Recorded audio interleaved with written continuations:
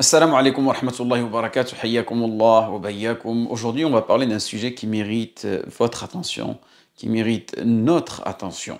Les raisons pour lesquelles une femme musulmane, bien sûr, peut se refuser à son mari. Vous savez, parfois, certains hommes pensent que leur épouse doit toujours être disponible sans tenir compte des circonstances. Vous connaissez tous le hadith, si un homme appelle sa femme à son service, même si elle est en train de cuire du pain, qu'elle y aille. Elle laisse la pauvre baguette, le pauvre pain brûlé et elle répond à son appel. Mais en réalité, ce hadith, il faut le comprendre dans sa globalité, car il y a des exceptions. Un frère, une fois, me dit, voilà, moi, il m'arrive parfois de revenir du travail, je suis fatigué, j'espère un moment de tendresse avec mon épouse, mais surprise, ma femme refuse d'avoir des relations avec moi. Et il pense qu'en réalité, sa femme, un peu, c'est comme sa voiture. Il la démarre à n'importe quel moment, quand il veut. Attendez une seconde, Allah yabarak fikoum. Il faut comprendre le fiqh dans sa globalité. Il faut comprendre les raisons légitimes derrière ce refus. Légitime, c'est-à-dire shari. Il existe trois raisons fondamentales. Et si tu ne le respectes là, cela peut être considéré, écoutez bien, selon certains savants, peut-être que le terme n'est pas approprié, mais comme pour viol conjugal. Donc la première raison, je vous la mentionne tout de suite. Il est mentionné dans les livres de fiqh que les menstruations, d'accord, le fait qu'elle ait ses règles, le nifas, cette période après l'accouchement, durant ces périodes-là, il est interdit à l'homme de s'approcher de sa femme et d'avoir des relations avec elle. Et Allah subhanahu wa ta'ala dans le Coran, il nous le dit clairement. Ne vous approchez pas des femmes pendant qu'elles sont en état de menstruer. Donc, c'est un moment qui est totalement à éviter, mes frères. Donc, respectons cette période-là. Deuxième raison que les fuqaha nous mentionnent, nous disent la maladie. Si une femme, elle est malade, elle ne peut pas être à 100% dans sa relation. Donc, elle est vraiment malade, elle ne fait pas de la comédie. Elle ne va pas demander un... Comment ça s'appelle ? Elle ne va pas demander un certificat médical chez le médecin, quand même. Elle ne va pas se mettre en ITT. Le prophète sallallahu alayhi wa sallam a dit ne faites pas souffrir vos épouses. La darar wa la dirar.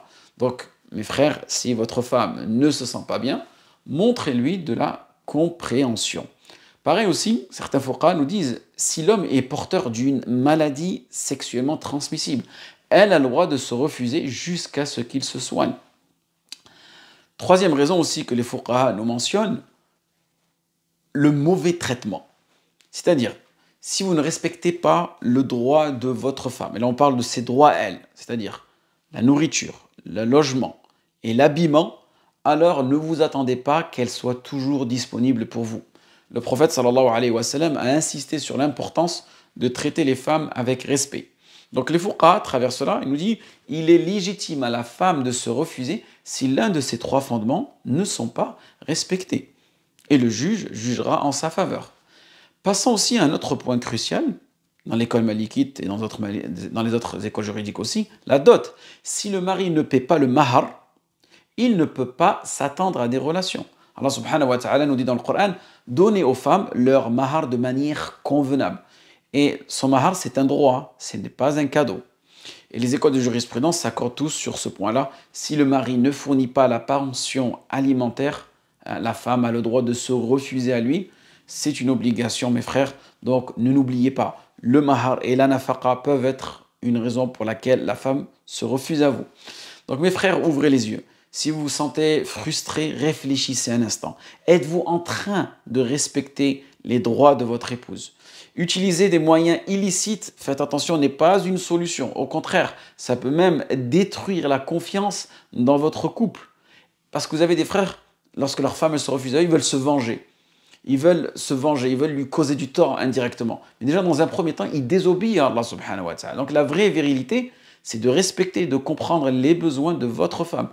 Des besoins physiologiques, financiers, qui est aujourd'hui une grande problématique, et aussi ces fameux besoins émotionnels.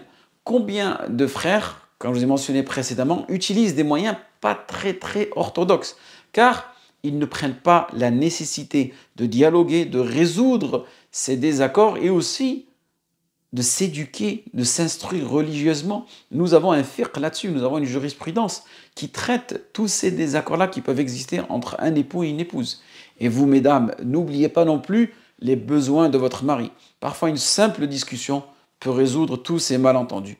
Un couple, comme vous le pouvez savoir, doit communiquer. Si quelque chose ne va pas, parlez-en. Tout simplement, il faut parler.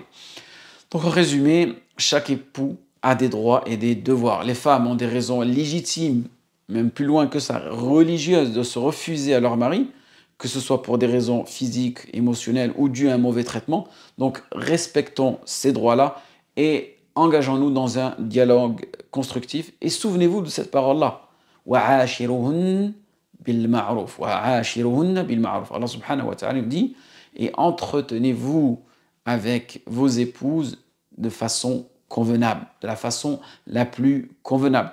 Et cela, bien sûr, revient à votre culture, revient à votre éducation, ce qui se fait, ce qui ne se fait pas dans votre culture, dans votre éducation, dans votre urf, mais toujours limité par le fiqh, par les règles religieuses, comme nous l'a enseigné le messager sallallahu alayhi wa sallam à travers cet héritage jurisprudentiel que nous avons. ولله الحمد à portée de main. وفقكم الله لما يحب ويرضى وآخر دعوانا الحمد لله رب العالمين.